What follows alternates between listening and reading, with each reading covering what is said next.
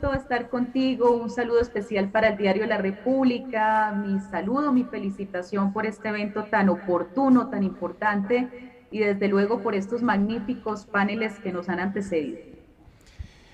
Muchas gracias a usted por acompañarnos y como primera pregunta quiero pues empezar con la distinción sobre el tema de salud pública. Explicarle un poco a los que nos siguen, que bueno, hace poco me pasaron los datos de conexión y son ya cerca de 300 personas que están conectados con esto, ¿por qué la atención de la pandemia requiere un enfoque de salud pública, de atención desde una perspectiva de política pública? ¿Por qué no es solo la atención clínica?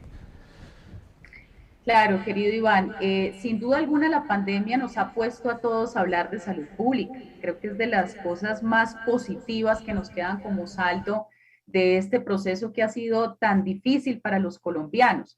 El apropiarnos de un concepto que además es una transdisciplina, que es un arte y una ciencia, porque habla del cuidado y la protección de la vida, pero que está presente en todos los sectores. No podemos solo dejarlo al Ministerio de Salud y Protección Social, que si bien ejerce la rectoría, está estrechamente vinculado con el tema de la educación, con la alimentación saludable y el sector de la agricultura y el desarrollo rural, con el desarrollo productivo, los modelos de desarrollo económico del país, el papel de nuestros medios de comunicación, la cultura, la gestión ambiental, es decir, está a lo largo de la vida, porque desde luego este concepto de los determinantes sociales de la salud, que está presente hace varios años en la humanidad, nos ratifica que la salud no es solamente un fenómeno de liberación o de inexistencia de la enfermedad, sino que es un estadio de bienestar muy complejo, ¿no? Que implica la dimensión física, psicológica, emocional y para nuestros pueblos indígenas y muchas comunidades espiritual.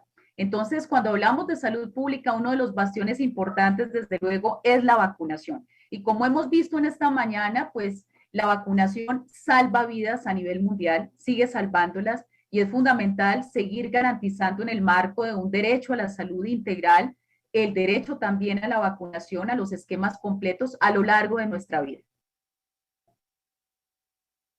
En uno de los ejes que se ha discutido es la construcción de una política pública orientada al tema de la familia. ¿Qué debería contemplar? Lo hemos dicho así, lo hemos enunciado, pero ¿qué debería tener esta política? ¿Qué aspectos, qué elementos? Bueno, lo primero, querido Iván, es enmarcar esta política de vacunación familiar en el marco de un nuevo sistema de salud.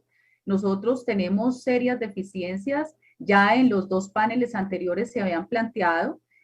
Por ejemplo, pese al acuerdo de punto final, hoy por hoy las IPS públicas, los hospitales, las clínicas, tienen una deuda que asciende a los 10 billones de pesos por parte del sistema en su complejidad, es decir, las EPS, las entidades territoriales, el ADRES, ¿no?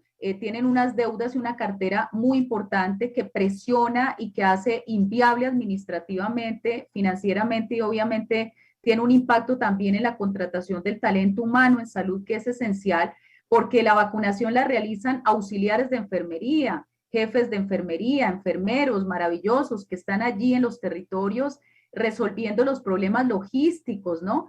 Estas circunstancias tienen que resolverse. Indudablemente no podemos seguir con este mecanismo de la intermediación financiera. Tiene que haber pagos directos a los prestadores. Entonces, ese es un primer elemento, querido Iván, que tenemos que considerar.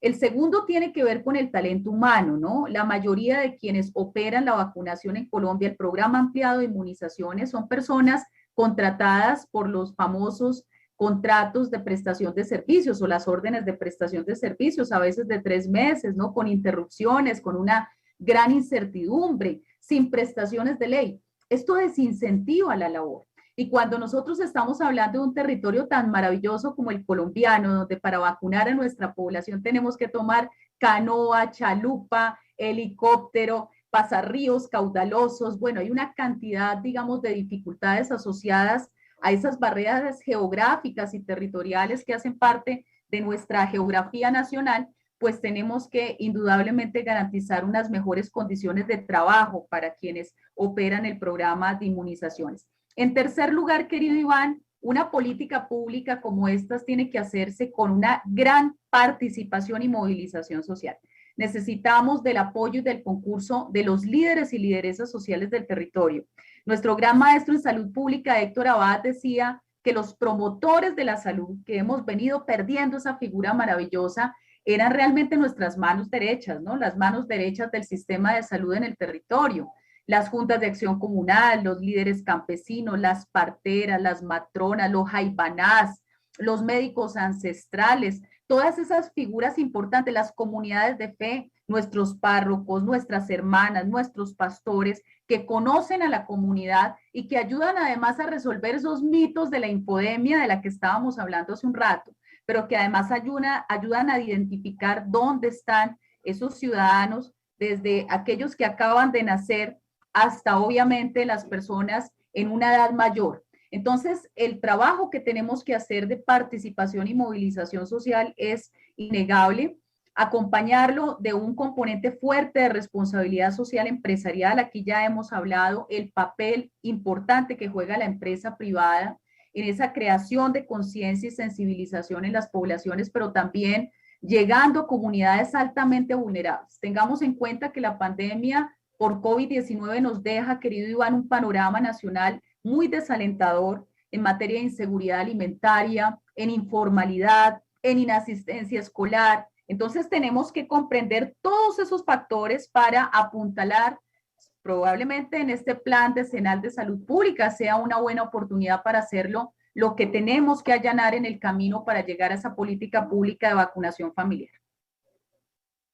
Claro, su respuesta revela las complejidades que afrontamos en el panorama colombiano, con las distintas aristas que hay.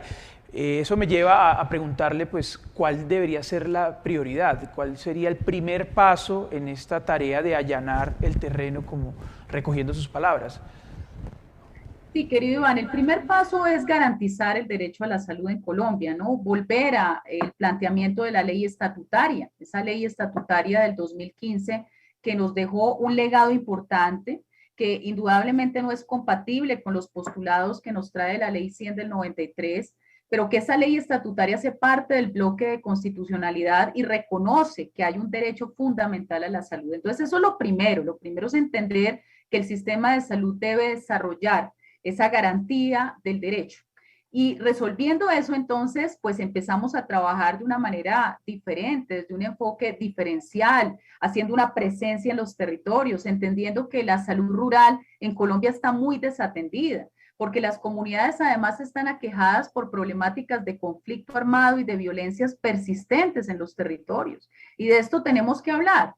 ¿Cómo se afecta un proceso de vacunación cuando yo estoy hablando de comunidades desplazadas, despojadas de sus territorios? ¿Cómo afrontamos la vacunación con comunidades que además hoy por hoy, y ya nos lo demuestran los indicadores del Ministerio de Educación Nacional, han caído las cifras de asistencia escolar, especialmente en los territorios rurales? Entonces, todo esto tenemos que enfrentarlo. Cuando la comunidad se acerca a un punto de vacunación, no solamente se acerca a ponerse la vacuna o a que sus pequeños sean vacunados, sino se acerca con la pretensión de resolver otras problemáticas que los aquejan.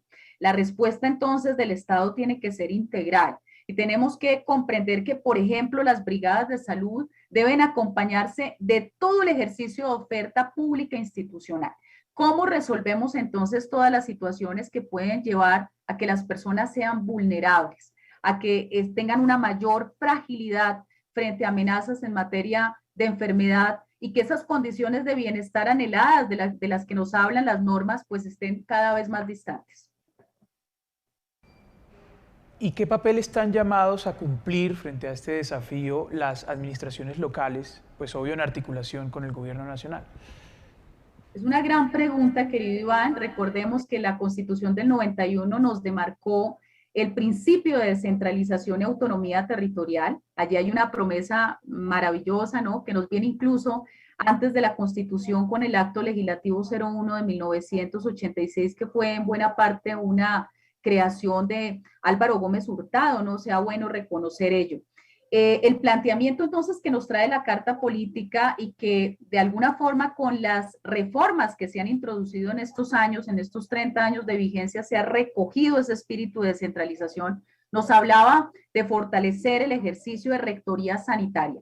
no solamente en cabeza del Ministerio de Salud y Protección Social, sino en cabeza de los departamentos, de los municipios, para que realmente tengan liderazgo sobre todos los agentes del sistema, de las EPS, de las IPS, de las comunidades, en la articulación transsectorial con otras secretarías que son fundamentales para hacer gestión de la salud y hacer de ese paradigma que nos ha legado la Organización Mundial de la Salud en todas las políticas, una realidad. Entonces el papel indudablemente es central. Pero hoy, querido Iván, lo que encontramos es que los programas de salud pública, los programas famosos del PIC, del Plan de Intervenciones Colectivas, normalmente tienen unos presupuestos muy pequeños.